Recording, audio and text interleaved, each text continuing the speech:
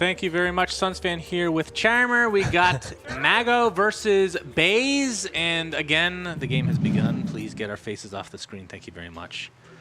Who do you like in this matchup, my friend? Let's look at both respective decks, which we can't do yet because they actually haven't loaded in quite yet. There we go. I like the player that brought Tidehunter, except this time it's both of them. Yes. This might be the first time we've seen Tidehunter versus Tidehunter. Yes, that's true. And this is another time that we're seeing a very rare case of a 4-color splash of 1, which is 4 red, 1 black. Very interesting. Yeah, that's somebody who really just does not want to catch mono. Yes, again, that joke is just gets better with time. I'm going to bring it back over and over. I mean, it could be like some other people on this panel, like Slacks, just growing you like a fungus. Just keep trying. I'm sure it'll be just great. Of course, one thing to consider is you do have gank pick off 2 cards that can be used cross lane, so it doesn't really feel like they're black necessarily, you know what I mean? Yeah, I mean, the beauty of the splash is the cross lane cards, right? So traditionally, if you splash a hero, you're kind of telegraphing what you're going to play there, right? What we just saw in the last series was wherever Rix was, that's where Thunder Hide Alpha was going to go. However, in this matchup, wherever Phantom Assassin goes, yes, Coup de Grace goes there, but you can still use the pickoff or use the gank to target other lanes, so you're not as punished if your Phantom Assassin is, you know, out of position necessarily. Right. That's true. So it's a pretty safe splash in my opinion, and I like it. Now, the opponent here is running Centaur, and we see double edge in hand right now. We sure do. Now, the double edge won't be good here. It'll trade both heroes, regardless of which one you actually choose. We're going to see a lot of Kraken shells this game, so a lot of back-and-forth initiative games over and over again. That should be fun to watch. But, yeah, you're right. I think just in theory, having double edge against a lineup that... I mean, that's the biggest difference, right? As far as heroes goes, it's Centaur versus PA, right?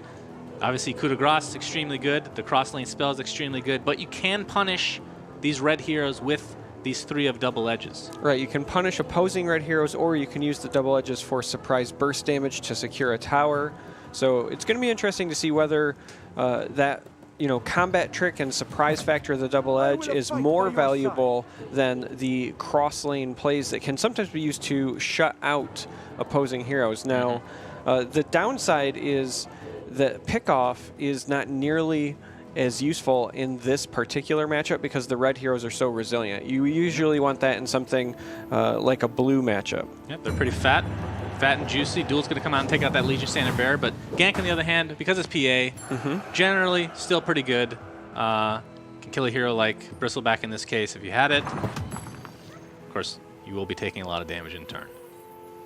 Will be kind of situational, I guess is probably the best way to put it. All right, and we might see a Stonehall Elite hoping for an arrow, and it catches it. Look at that. Into the duel, and immediately dueled because you don't want him growing. You don't want him eating those hamburgers. That's true. The hamburgers are quite deadly, Charmer. I know better than most, my friend. You know, fun fact. When I had my gallbladder removed, it was because I had a stone stuck in the neck of my gallbladder after eating not 1 but 2 burgers at Five Guys Burgers and Fries. Wow, that's sponsored by Five Guys. Huh? So the moral of the story is, if you have 10 guys inside of you, you'll have to have an organ removed. Wow, this has turned into a PG-13 stream. I like it. Very nice. We are finally seeing the double edge come into play in terms of being used on an opponent. The Kraken Shell does save him, or does it? Or does it? It's going to force out a second double edge, which is actually... Okay, it's not. Or not. Okay. But that was kind of what we were talking about before, right? Where you can use double edge to make it so that a creep would trade with a hero, and that's a lot of value for 1 mana. Unfortunately, it was shut down by the opposing 1 mana play. That's true. Provided by Kraken Shell. Now, using that second double edge just wouldn't have felt good, right? That's a pretty heavy investment to take out a hero that's going to be stuck at 1 HP. So it does feel bad. Trying to get that bristle out is probably worth the gamble of getting rid of 1 of them, but if you use both of them there, then you lose your ability to surprise burst down a tower. So respecting the double edge, keeping it, holding on to it. Man, I was really hoping Tidehunter would be against Tidehunter. Face to face, taking 1 damage every turn, and then ravaging each other somehow. Jasper daggers into... Ravaging each other. Huh? This really is a PG-13 yes, that's true. broadcast all of a sudden. Speaking of Jasper daggers, though, we have 2 on the side of Baize and 1 on the side of MaggoGx. That could be actually game-winning, depending on how these Ravages go. Of course, it could be like other games where the Ravages actually never come. It's just the threat of the Ravage. Having this Tidehunter just be in that lane kind of just scares you out, or you play a little bit differently as a result. We'll have to wait and see. All right, health salve onto the Centaur will keep him nice and healthy. Stonehall Cloak can do just the same, and it will. All right, so a bit of a staring contest going on in this lane, but Phantom Assassin going to get a second whack on this tower, and that's really not what Phantom Assassin is known for. So, if only it was a PA. Yeah, that is true. PA would be really bad in this deck. Don't try it at home. Legion Standard. Oh, Legion Standard Bearer could be pretty nice. Unfortunately for Maggo, the Stonehall Elite is played on that side. Does not catch an arrow, but still represents 4 damage. Yeah. And as we go to this final lane, so by not committing the second double edge, you didn't take out Bristleback immediately, but you did get it low enough that this melee creep is likely going to take out Bristleback because there are no other plays available. And at the same time, you're quite fortunate that he doesn't have anything to play. Right, right. Oh, I was hoping for the Bracers of Sacrifice purchase. Well, I mean, they're pausing, but Jasper Daggers is still likely to pick up here because you do want to maybe long-term prepare for Ravage. Or even getting rid of, like, Viscous Nasal Goo. Mm-hmm. I think you can't use it for that, though, with Ravage there. It's going to be too important. It should work against Double Edge, right? It would, but it was not Maggo who was purchasing it. So I mean, just in general, though. Yes, yes. If your opponent plays it on your hero, because it only removes opponent's effects. Right. All right, Berserker's Call here is not great. Would not recommend it. Now, if you do a double edge into Berserker, he doesn't have enough mana. Spot weakness here actually, that's true. Yeah, does make it so that Legion Commander will take some extra damage and cycles. Yeah, in theory, could have Jasper Daggers into Berserker's Call and killed 2 for 1, right? Because the Retaliate does become okay. We're going to see a 1 for 2 on the other side this time. All right. Very nice for Maggo. Phantom Assassin still hitting a tower. If Phantom Assassin was Sorlikhan... I'm telling you. Yeah. Unfortunately. Something's coded in the game, obviously, to prevent Sorla from actually hitting the tower. Well, Dual and Bronze Legionnaire for Mag available. Not really going to do a whole lot this lane. Probably thinking about future turns. Going for the Dual onto the Cheeseburger Man. I guess that does make sense. Don't want the grow. Does prevent the growth. Also saves your melee creep, so... That sounds like a disease. Prevents the growth. Got to chop that growth off before it gets out of control. All right, Jasper Daggers used prematurely. So is this going to be a Berserker's Call? Well, I can't see. Yeah, I can't see any other reason why you would consider making that play. The 2 damage is not worth it, but with the Berserker's Call, it does become worth it because you clear out the lane, secure damage on that tower. You have 2 heroes coming back at mana 8 from Mag, which means Time of Triumph is going to be available. So that is one good thing about dying on mana 6 this time around. Yeah, essentially both players are going to have 2 heroes coming back on the key mana 8 turn, and they both have Time of Triumph ready to go. Now, Baize does have Spring the Trap available this time around. That's a very impactful play, as does Maggo. So we're going to see some Centaurs popping around. And this is looking pretty scary for Mag, though. You're losing 2 lanes right now pretty heavily. You do have 1 hero coming in, though. He's going to put the Bristle back in that 3rd lane. Makes a lot of sense. So it looks like it's kind of funny to see double Tidehunter, because Tidehunter kind of clears out lanes by himself. Nobody wants to go to that lane. And we're seeing it in 2 different lanes. So that means that 3rd lane is the obvious choice to try to retake. But, of course, with only 14 HP, Mag's at the disadvantage. Spring the Trap is also available now for both respective sides. Ooh, Red Mist Pillager could be pretty dirty. Yeah, that has the potential to be a very good play here. I mean, there's nothing else to play in this lane, right? You're going to Bronze Legionnaire. Spring the Trap is probably just fine to use here, Yeah, I think. I mean, you could consider playing it here in this first lane. Bronze and Red Mist? Yeah. Yeah, because you could start pressure, Okay. or we could just bring the trap. That's fair as well. The reason I liked it as a potential play in the first lane is if somebody came and started contesting, you would also have Tidehunter to Ravage and maybe protect the Red Mist Pillagers. But this is nice, great, conservative play. It is quite conservative. That's a good way to put it. Gonna draw some cards here, gets in enough magic, but Spring the Trap will likely come. He can do 8 additional damage to this tower. Actually, you can just take it with Double Edge in addition to Spring the Trap if you really want to. In fact, a Stonehall Elite Double Edge I think is enough. But Spring the Trap, you have 2 in hand. You kind of want to use his mana and going against the opposing one. Now, the downside, though, is that because of the standard bearer that Maggo has on that side, you are not going to trade even with those centaurs. That is true. But he doesn't want to come mid, so it all comes down to this third lane, one would assume. Another Spring the Trap available for Baize. And for Mag, I mean, maybe just keep going wide. Bronze Legionnaire, Red Mist. I mean, the Red Mist isn't particularly that good just because of the fact that there are 2 units dying for your side, so it's just going to replicate onto that spot.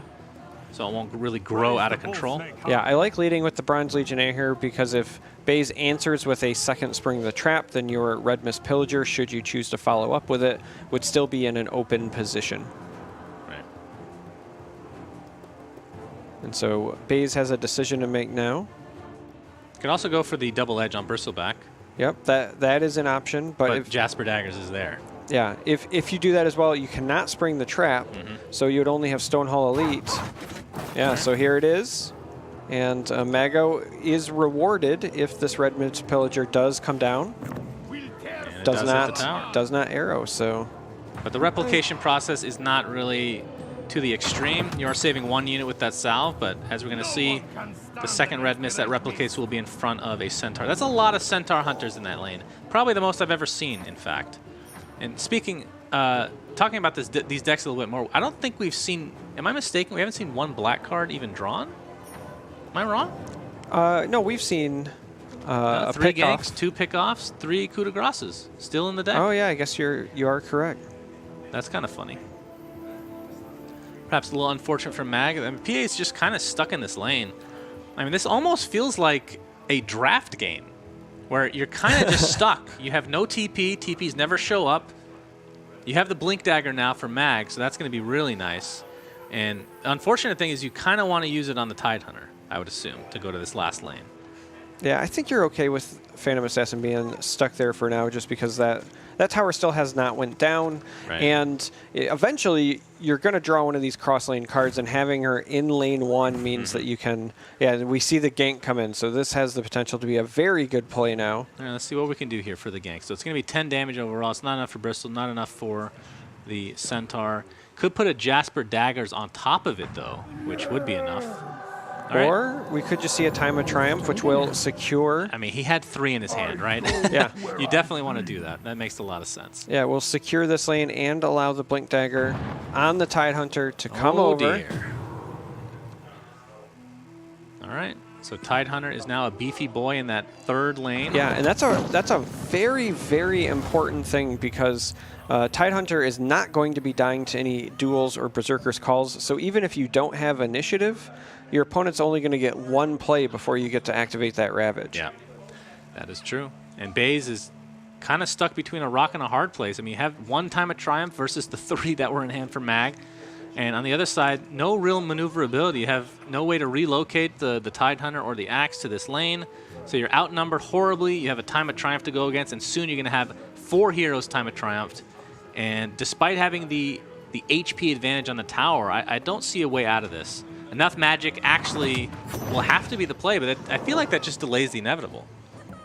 Yeah, enough magic is a feels bad play here because you still take 20 damage, right? I mean, maybe just Time of Triumph, and you just hope he doesn't have Time of Triumph. Then again, you are getting ravaged, right? Yeah, I mean, this is one of those scenarios where none of the options feel great. Yeah. You know, like you said, you could play enough magic if you're really worried about some big play, but you still take more than half of your remaining health on the tower, exactly half of the overall tower health, and you still have to defend it the following turn. Ravage will still be there the following turn if you play enough magic. Wow. Wow, that is... I am very surprised by this move. That's a blocking move, obviously. That is very surprising. I mean, you can just time a Triumph now, not worrying about anything else, and then just Ravage next turn. Yeah. Nothing's stopping you. Gonna play phase boost. Yeah, though. just gonna stall even further and see what else happens. All right, he's going for the better positioning to be able to get constant stuns, or the guaranteed stuns, I should say. All right, so that is what's gonna happen. I imagine we're gonna see the Ravage, because otherwise, why would you flip? Right. And the Ravage would be okay here because with the 50%, wow. Whoa! No such thing as 50%. Whoa! It is 100% effective. Oh my God. Preserving the entire lane. Wow. Look at Mag's face. He can't even believe it. He can't help but smile. All right, well, that's just game. Yeah, I mean, there is no annihilation for Baize available and preserving every unit with that Ravage. That is unbelievable. And we're just going to go through the motions now. This game one is just over, just like that. Yeah, I mean, just with what's in that middle lane, there's nowhere near enough presence to push the Ancient. We haven't seen one black card used this whole game, and I think it's finally time, my friends. The gank shall come. Yeah, a gank on Legion Commander. There it is. Seals what was already sealed. Absolutely. I think we'll see the surrender here. This is where you close the box and you put the packing tape on it. It is over. Wow. That is what we call a shellacking. The Tidehunter Ravage like I've never seen before. That is what we call getting ravaged. 100% of the units. Pretty dirty. Yes. And that was a big boy, too. Time of Triumph, Tidehunter. I mean, maybe that has some correlation to the Ravage actually working correctly. The bigger he is, the better his Ravage becomes. Does that make sense to you? Perhaps. I don't know. We don't see enough Tidehunters to really gauge that, so we'll have to keep track. If Ravage is, again, 100% on the units after a Time of Triumph, maybe he'll be onto something. All right, so did you like anything from that game that we can take to game 2? In terms of Baize actually making a comeback here. I can't remember what the second deck was that will be used for Maggo. So do you have your tablet here? Let's take a look. Let's take a look here. So Maggo's second list is the red-green list, the one that has Abaddon, right? Oh, right, yeah. Purge the potential enemy Time of Triumph things. Or even purge Tidehunter Ravage. Yeah, I mean, sure, why not? As long as you have a unit that is not stunned and allows you to play the guard. True. That's a bit of a problem. You got to race this, right? It's going to be the red-green ramp. You have to hope that they do not find their ramp early and race it down. Baize coming right back with the mono-red list. We know that mono-red has the ability to do so, but Maggo already has a Salamania's Favor and a Druid. That's a fair amount of ramp. Yep, that's a good start. It's a good start. Can't complain about that. Baize will be playing the mono-red again. See how she fares this time around. Yeah, also worth noting, Maggo running 3 times 3 emissaries and 3 Spring the Trap. So by finding this early ramp, there is a strong likelihood that you're going to see something of impact. Close to 25% of your deck are big boy cards, right? That is true. All right, so we see a staring contest between Bristleback and Axe. I understand my order. Bronze Legionnaire comes down. Duel it! Probably not, actually. Yeah, it's interesting that it went on that side so that if it caught an arrow, it would have removed the creep as opposed to dealing extra damage to Bristle. Would not have killed Bristle, so perhaps that's the reason that Maggo chose that positioning. Yeah, I mean, generally speaking, I prefer like wider lanes, making your creeps healthier. Obviously, the 4 damage to the tower in this case is okay, but I would honestly rather just kill the creep, for sure. Wide lanes make such a big difference in this game. And Baize is going to go for the duel. So it's not exactly a Stonehall elite, but still any advantage you want to take away as early as possible. And, I mean, in theory, you're still trading over 2 rounds with this axe, so that extra damage probably doesn't matter. Neither player really has any gold to speak of, so. Here the Legionnaire comes down hoping to catch that commander, but again, no arrow. No items to buy for each respective side. So Roseleaf Druid, like you talked about, we have interesting deployments, right? 2 green heroes coming out, as opposed to having a green hero to start the game. Like, I mean, Treant Protector I find to be far better in the early game instead of like LC. Yeah, I'm a little surprised by this ordering as well, simply because you look at the hand that we see, right? Salamania's Favor and Roseleaf Druid, you would ideally like to play both.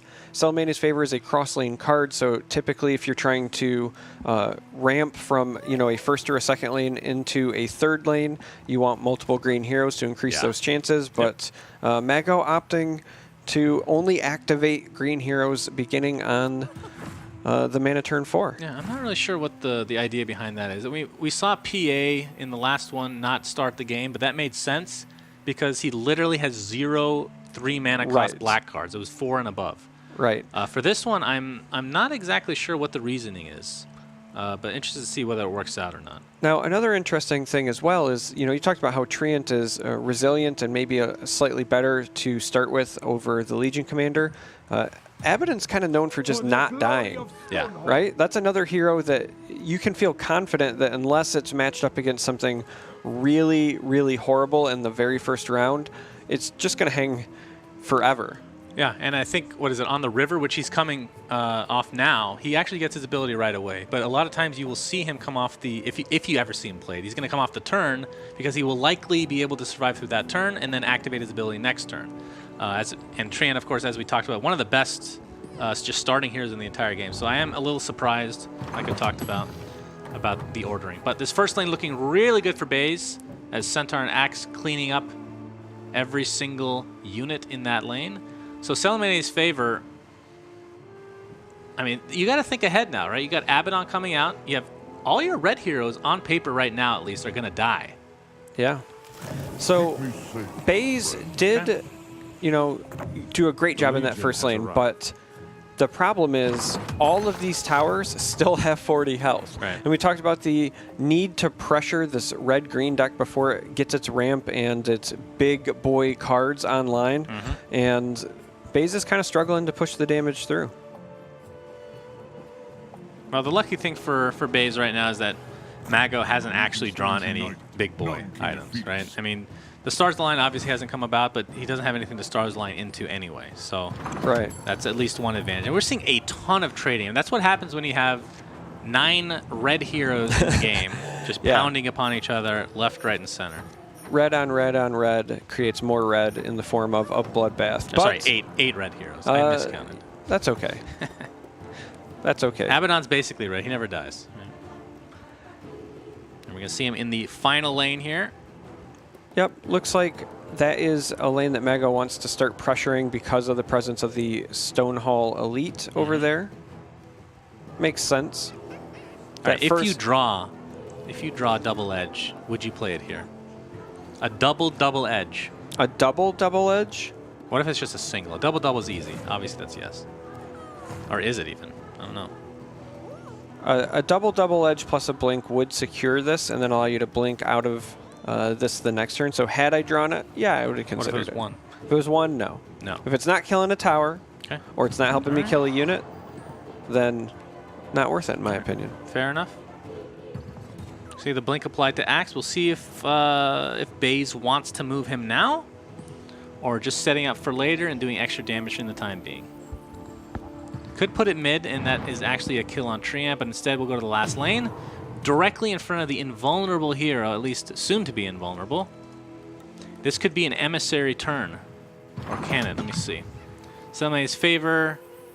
This is the lane with the Roseleaf, so negative. And again, this is kind of the product of waiting to deploy those green heroes. So you could not get your ramp cards online sooner. And that's the whole point of ramp, right? The sooner you can get them online, the better. So we'll see how big of an impact this has. Definitely questionable.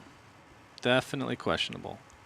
But the last game looked pretty good for Maggo, so maybe we should not question Well, everything beauty of the cards. everything looks good when your Ravage hits every unit. I mean, that was calculated. what can you? He just really wanted. I mean, if you're not ravaging everything, you don't really want it. I think that's what we've established today. So both players kind of, going through the motions, trying to set stuff up for this following turn, which is going to be a big swing turn for a number of reasons. Not only is it going to be mana turn 6, where these Berserkers calls and other cards come online, but we're going to have 3 heroes coming back for Maggo and 2 coming back for Baize, so we're going to have a very interesting deployment phase as well. It is all about the setup right now. I don't even know if do you activate this right now? I guess so. If you don't want to worry about having to get initiative to be able to survive through a Berserker's Call, this is the safer option. Because you know that the Blink Dagger is already on the axe, so he's unlikely to get more damage, at least not in the near future. Yeah, I think one of the things that you need to remember with Abaddon is that there is value in activating the shield even if you have no damage on Abaddon, because preventing damage is the same as healing damage, right? But now you're using the activation during a turn where it doesn't matter nearly as much, so I like that activation. Yeah, the 8 mana turn is going to be quite important. The LC will try to defend it. We got 3 heroes coming out from Maggo. Question is, where does he want to? Does he actually want to defend this first lane, which looks relatively scary, but the axe no longer being there perhaps opens up a little bit of a window to go and defend. And by a little bit, I mean a lot. The answer is not only does Maggo want to defend but there was a strong consideration for just fighting for it. All right, there's a lot of considerations here. Wow. Going for a... I mean, the fact that he doesn't have Time of Triumph in his hand right now, obviously is going to make him play a tad differently. But that is right now. We still get to see the draws coming. So I think that's what he's trying to take into consideration here, right? I mean, even, with a 3-person, that's still damn strong. Worst case, you Emissary. Although, actually, in that mid lane, you can't do that yet, unless you get a Stars Align. You're still at 7 mana, but 8 mana in the 4th lane. That is the next expansion, guys, in case you're wondering. Time of Triumph and Emissary drawn this round for Maggo, so all of those big boy cards we were talking about are showing up.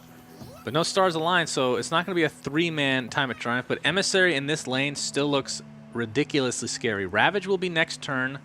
Enough magic might have to be played. Although, if you're looking at the opposing side... I'm sorry, why do I keep saying that Emissary can be played? It's still 7 mana. You can't do anything. I was just letting you run with it, man. All right, thanks. Appreciate it. You're welcome. Still doing 14 damage to the tower, though. That's pretty significant. 14 damage is great. It's almost half of the remaining damage to the tower. Now, that is an interesting Berserker's Call because you're banking on no items or plays that will save the Treant. Yeah, I mean, this actually works out really well, though, right? I mean, forget about the Treant dying or whatnot. Taking out the Roseleaf Druid is actually pretty big. The fact that we can see the hand, it is a big deal. You have no Stars Align. If he had Stars Align, this is disastrous. And taking it a step further, Baize may have even been fearful of a Spring the Trap coming online, right? So taking advantage of killing that Roseleaf Druid does prevent the 7 mana play. Now here, we may be... This is a Time of Triumph. Or I was going to say we may be seeing an Emissary. Absolutely not. You think not, huh? I don't think so.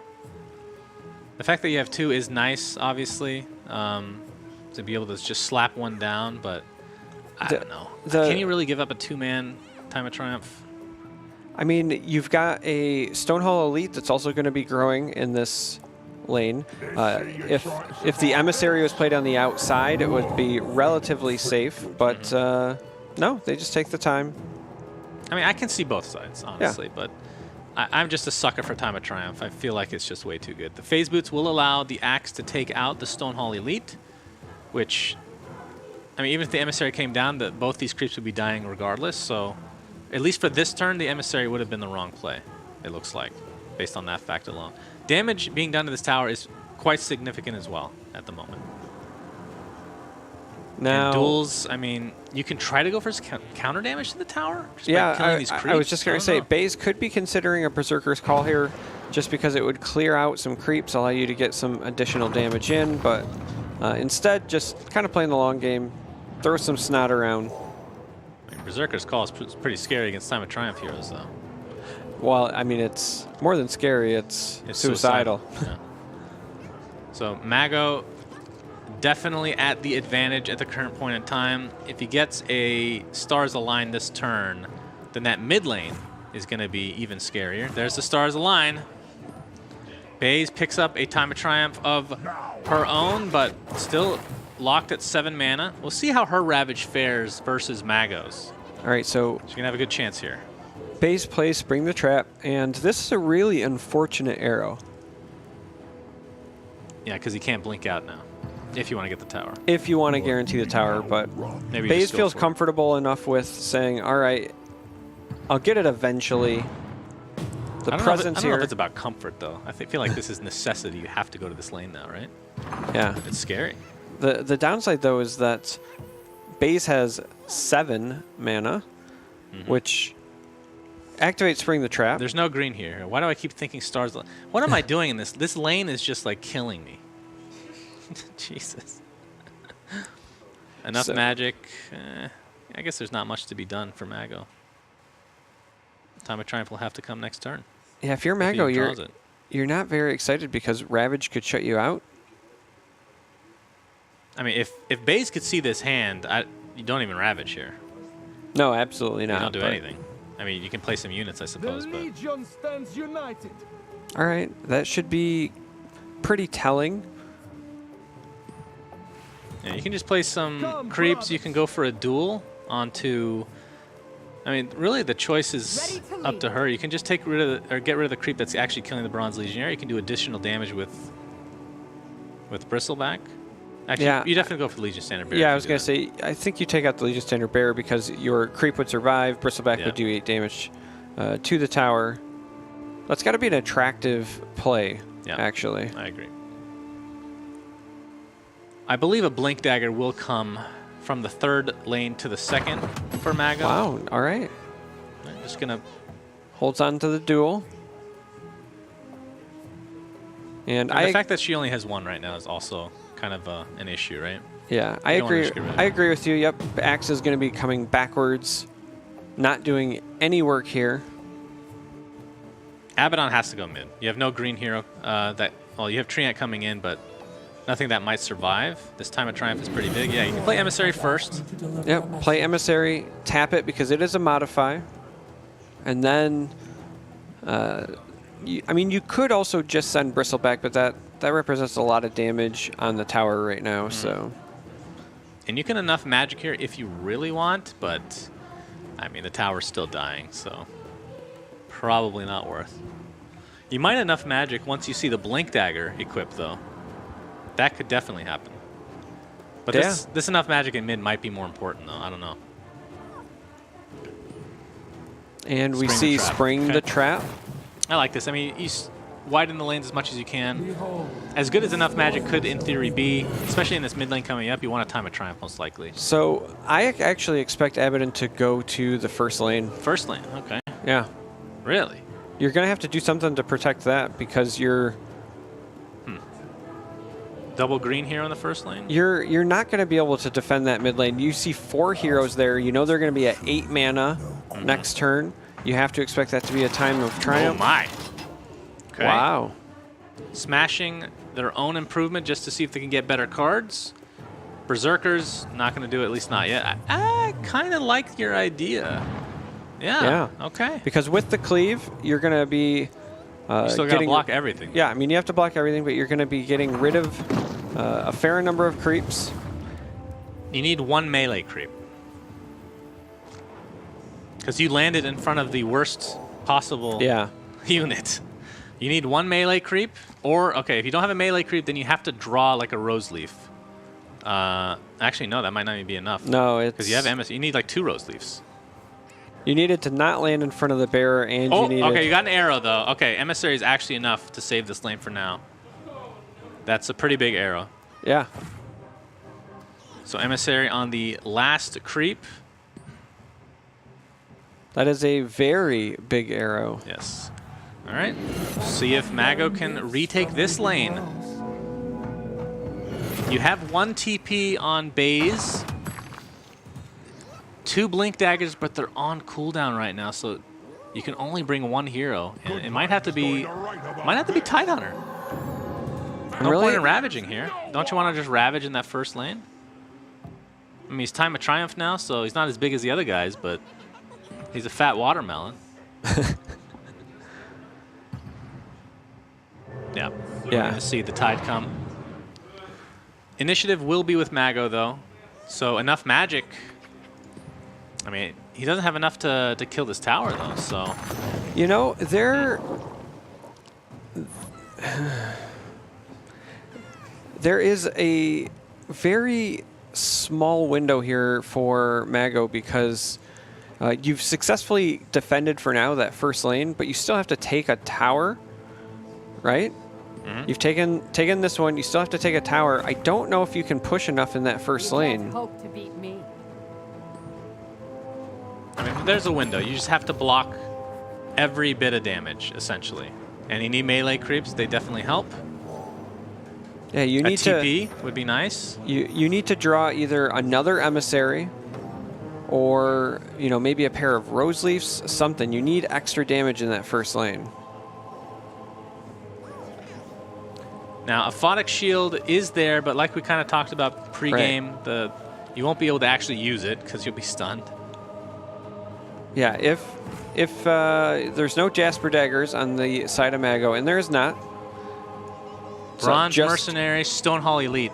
That is a victory. Yeah. Wait, 4, 7, 8, 9 exact mana. So if there's no arrow, then Baize should win this. We'll see very shortly. This could be going to a game 3 if there is no arrow. Now, which unit are you most comfortable with not curving? Which unit would you put all your money on? The one that you pay money to, not very loyal, in the Mercenary Exile? The Bronze Legionnaire, or the Stonehall Elite Cheeseburger Man? He might be too distracted by burgers to do what needs to be done. Mercenary, all they care about is money. I would have put Bronze Legionnaire, but that was the first unit placed. Very interesting. Or, wait, what? Or, hear me out. You can double edge up and then initiate a duel, and then you don't have to worry about arrows. That's true. You got it. So double edge into, I mean, you can literally just call. Yeah. Call works as well. Or just there's many a way to do this. So, and very nicely done from Baize. Baize answers back. So this goes to game 3. So we're going to get to see Abaddon again. Not the greatest win rate from what I remember, at least from the last tournament. Yeah, you are correct. So we're going to see Abaddon again, and it was a great bounce back for Baize there. I thought it was navigated well, didn't see any glaring misplays, didn't let the results of the first game get to him, or her, excuse me.